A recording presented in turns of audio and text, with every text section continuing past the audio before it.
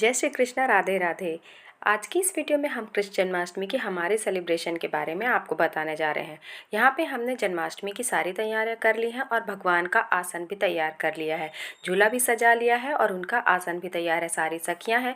लड्डू गोपाल का आसन तैयार करने के बाद मैं भिड़ गई किचन में भगवान की भोग बनाने के लिए। भोग की तैयारी में मैंने सबसे पहले बनाए पाक, जिसमें मैं आज बनाने जा रही हूँ नारियल के लड्डू, नारियल और मेवे का पाक, तिल का पाक और फल्ली का पाक। क्योंकि कृष्ण जन्माष्टमी के दिन भगवान लड्डू गोपाल को और बिहारी जी मंदिर में पाक का भोग अवश्य लगाया जाता है, इसलिए आज हम पाक अवश्य बनाएंगे और साथ ही नारियल के लड्डू भी बनाएंगे। तो इसकी तैयारियां हमने कर ली थी।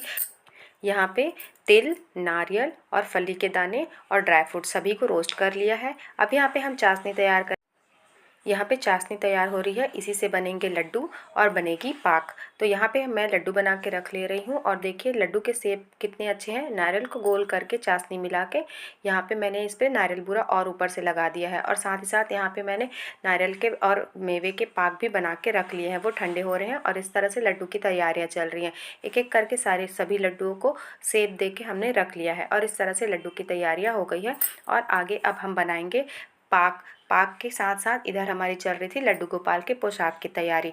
पोशाक हम बाज़ार से भी लाते हैं, पर जब हम खुद से पोशाक तैयार करते हैं या भोग तैयार करते हैं तो उसमें प्रभु के प्रति हमारी जो सेवा भाव होती है, जो हमारा समर्पण होता है, वो भी शामिल होता है। इसलिए हम घर में ही पोशाक बनाने की कोशिश करते हैं और ना बन सके तो मार्केट से भी लेके आते हैं। तो इस तरह से देखिए हमारी पोशाक बन के तैयार हो गई। किनारे पर थोड़े से मोती और लगाने रह गए हैं। कितनी सुंदर ड्रेस बन के आई है। इसे हम जन्म के समय भगवान लड्डू गोपाल को धारण करवाएंगे।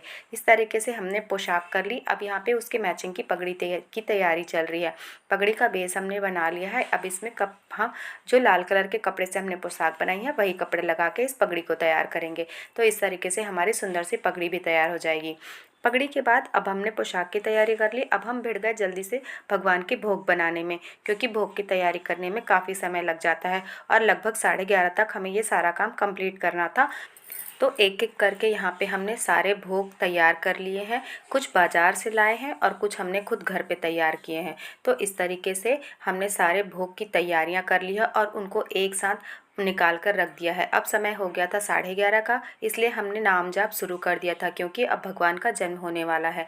भगवान के जन्म से पहले भगवान के नाम जाप की बड़ी महिमा है, इसलिए उनका नाम जाप किया जाता है, भजन किया जाता है। और जैसे ही 12 बजेंगे हम भगवान का जन्म कराएंगे, उनको स्नान कराएंगे।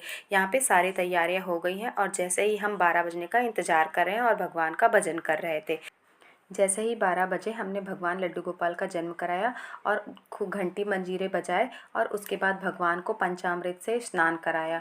पंचामृत में दूध, दही, घी, शक्कर, बूरा, ये सारी चीज़ें होती हैं। इसे स्नान करा के हमने फिर से उनको स्वच्छ जल से स्नान कराया और उसके बाद भगवान का श्रृंगार किया। श्रृंगार करके उनको भोग लगाए, उनका खूब नज़र उतारी, काला टीका लगाया, उनको खूब बधाइयाँ दी, खूब उनकी बधाई गीत गाई। इस तरीके से हमने भगवान लड्डू गोपाल को सुंदर सा श्रृंगार करके सजा के उनको भोग लगाया, उनकी आरती की, धूप बत्ती दिखाई और उनको फिर झूला झुलाने की तैयारी कर ली, क्योंकि जन्म के बाद भगवान लड्डू गोपाल को झूला झुलाया जाता है। और यहाँ पे हमने एक एक करके हम सभी ने भगवान लड्डू गोपाल को झूला झुलाया और उनको खूब सारी बधाई दी। बधाई के बाद फिर से हम हो गए भगवान की भक्ति और भजन में लीन और हमने बहुत सारे भजन और बधाई गीत भी गाए। इस तरीके से हमने हमारे जन्माष्टमी का सारा पर्व बहुत धूमधाम से मनाया। आपने जन्माष्टमी कैसे मनाई ज़रूर बताइएगा कमेंट में। जय श्री कृष्णा, राधे राधे।